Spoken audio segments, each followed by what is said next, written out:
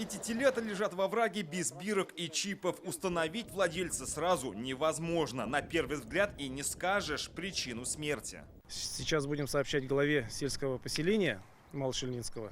И в дальнейшем отберем пробу для исследования в лаборатории на особо опасные заболевания. Тревога ветеринаров понятна. Татарстан находится в санитарном кольце. В соседней Чувашии и Удмуртии месяц назад зафиксированы очаги пастереллеза. Опасного заболевания как для скота, так и для человека. У данных животных не было ни средств маркирования, или это подкожный чип, или это ушная бирка. На одной голове была ушная бирка без ОНСМ номера, а было просто маркером нарисовано. Скорее всего, могли бы быть это и перекупщики животных. Версий случившегося много, их сейчас проверяет и полиция, и ветеринары. Если это перекупщики, почему избавились от животных, если они были здоровы?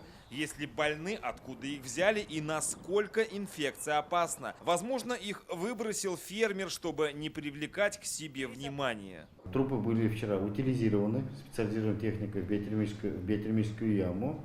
При этом были отобраны пробы и доставлены в нашу лабораторию для исключения особо опасных болезней. По последней информации из Тукаевского района сибирской язвы у мертвых телят не обнаружили. В течение 10 дней будут готовы пробы на другие инфекции. Комментировать ситуацию в главном ветеринарном управлении Татарстана отказались. Ильшат Низамединов, Эльмира Гайнуддинова, Тагир Бекметов, ТНВ, Тукаевский район.